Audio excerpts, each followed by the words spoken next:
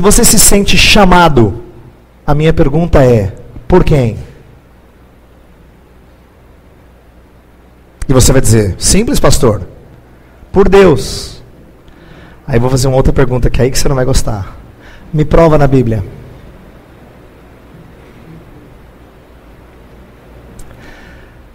Na Escritura, no Novo Testamento, você tem dois usos da palavra chamado.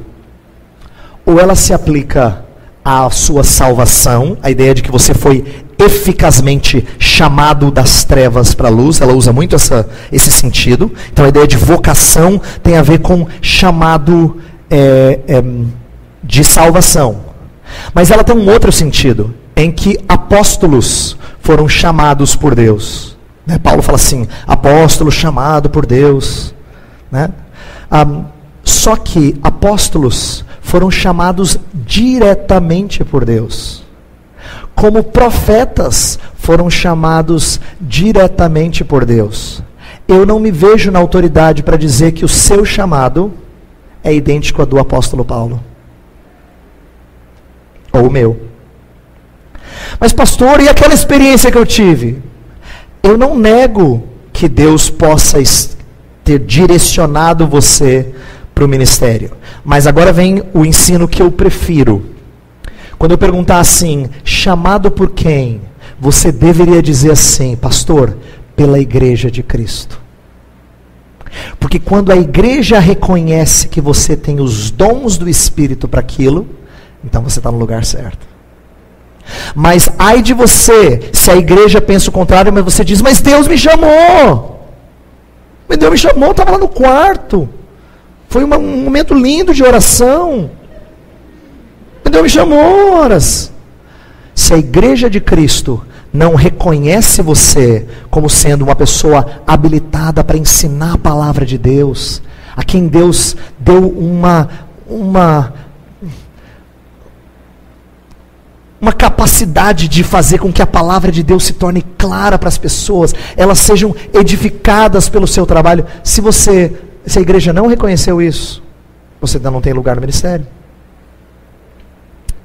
Por quê? Porque Paulo ensina nas suas cartas e durante todo o Novo Testamento a gente percebe que aqueles que são chamados para fazer a função de pregadores da palavra são reconhecidos e devem ser reconhecidos pela igreja. O meu ponto, eu vou fechar minha resposta. O meu ponto é dizer que a gente tem que tirar um pouco dessa ideia de vocação do aspecto subjetivo e colocá-la no lugar em que a palavra de Deus coloca.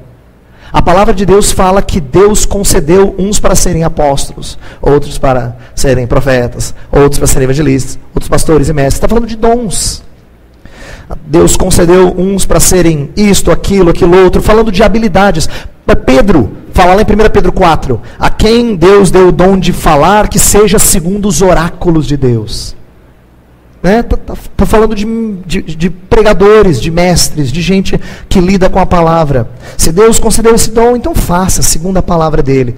E a palavra dele então nos ensina que nós temos que ter isso evidente, mas não só evidente pela experiência que você teve, mas confirmado pela igreja de Cristo Jesus. É por isso, atenção, é por isso que os líderes da igreja no Novo Testamento eram escolhidos pelo povo de Deus.